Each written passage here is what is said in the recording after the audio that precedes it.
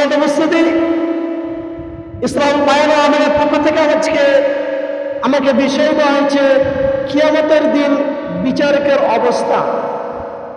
যারা পৃথিবীতে অন্যায়ভাবে বিচার করবে তাদের কিয়ামতের দিন তাদের কি পরিণত হবে, তাদের কি ভয়াবহতা রয়েছে, তাদের থাকার জায়গাটা কি হবে এ সম্পর্কে this is very important subject. বিষয়টা একেবারে গুরুত্বপূর্ণ, যা আমাদের প্রত্যেকটা মুসলিমকে জানা আবশ্যক।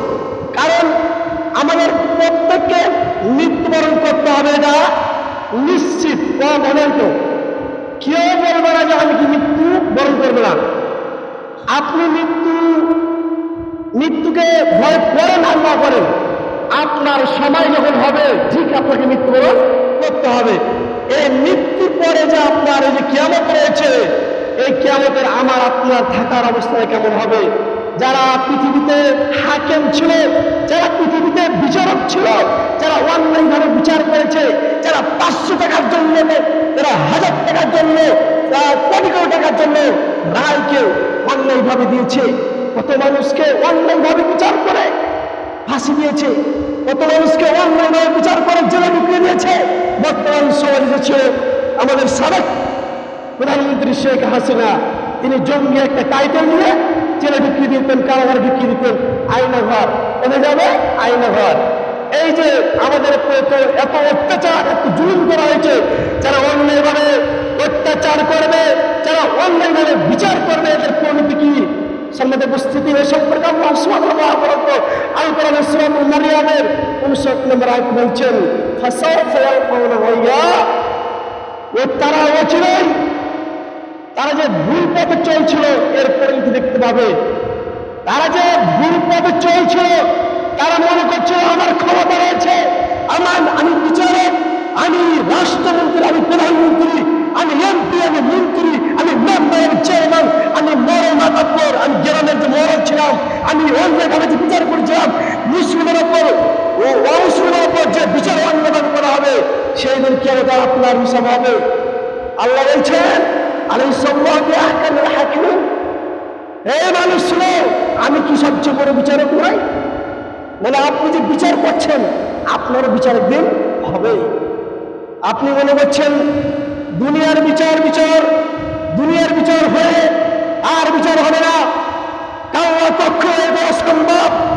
এক আল্লাহ, যে আল্লাহ আপনাকে সৃষ্টি করেছে, যে আল্লাহ আপনাকে আমাকে সৃষ্টি করেছে, যে আল্লাহ আপনাকে আমাকে রিজিক দিয়েছেন, এই আল্লাহ বলছেন আলাইহিসসালাতু ওয়া আহকামুল হাকিমিন, আমি কি সবচেয়ে বড় বিচারক নই? তাহলে আমি আপনি কি সামান্য একটু বিচারক? কয়দিন কেন মানুষ বাঁচে? কয়দিন? 50 থেকে 60 বছর, 60 থেকে 70 বছর গড়ান বয়স, গড়ায়ু। তাহলে আমাদের যে বিচার করবে, যারা হাকিম রয়েছে বর্তমান, এখন ধরেন এই যে বামপাশে আবার বিচারক রয়েছে, তারা যদি অন্যায়ভাবে বিচারক করে, তাদের পরিণতি কি কিয়ামতের দিন তারা ভোগ করবে। যারা পৃথিবীতে অন্যায়ভাবে বিচার করছে, যারা অন্যায়ভাবে বিচার করে যাচ্ছে, জুলুম করছে, এই টাকার জন্য, এই ঘুষের জন্য বিচার করে অন্যায়ভাবে মানুষকে ফাঁসি দিচ্ছে, জেলে ঢুকিয়ে দিচ্ছে, এদের বিচার হবে। আল্লাহ বলছেন এদের পরিণতি কি হবে?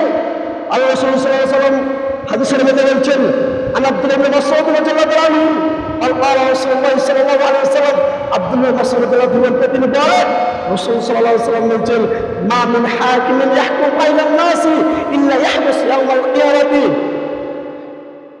কিয়ামতের দিন প্রত্যেকটা বিচারকে, কিয়ামতের দিন মানুষদের মধ্যে প্রত্যেকটা বিচারককে সেদিন আটকে রাখা হবে।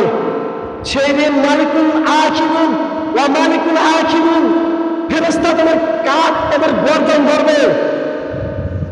মালিকুল আখিরুন বিকাফাহু হাত্তা ইয়াকিফাহু আলা জাহান্নাম, এবং তাদের ঘাড় ধরে, তাদের কাঁধ ধরে জাহান্নামের কিনারে দাঁড়িয়ে থাকবে।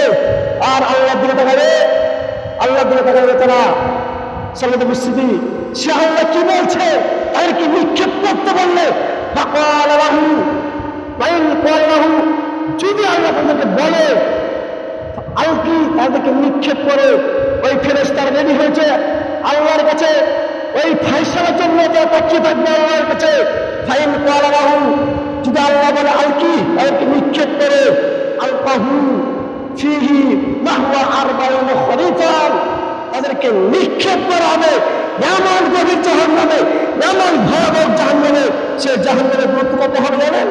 40 বছর। এত গভীর হবে।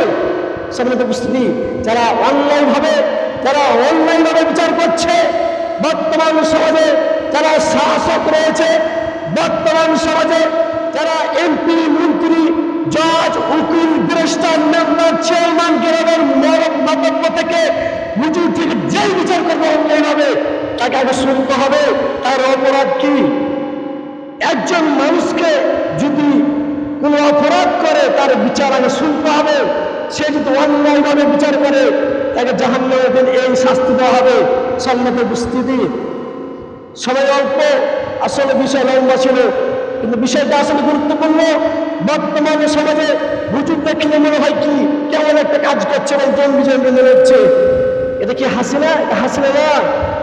বর্তমান সমাজে এই মুসলিম রাষ্ট্রে 99% মুসলিম হয়ে যদি কোরআন হাদিসের আইন শাসক বিচারক যদি না পাওয়া যায়, এর চাইতে কবর করা কত বড় দুর্ভাগ্য কেউ না। সালামত উপস্থিতি, আমাদেরকে অতি জরুরিতে আমাদেরকে কোরআন হাদিসের বাস্তব আইন নিয়ম পালন করতে হবে। আল্লাহ সুবহানাহু ওয়া তাআলা আমাদেরকে এই উক্ত সৎভাবে বিচার করার এবং অন্যায়ভাবে বিচার থেকে মুক্তি দান করুন। আমরা সকলে আল্লাহুম্মা আমিন।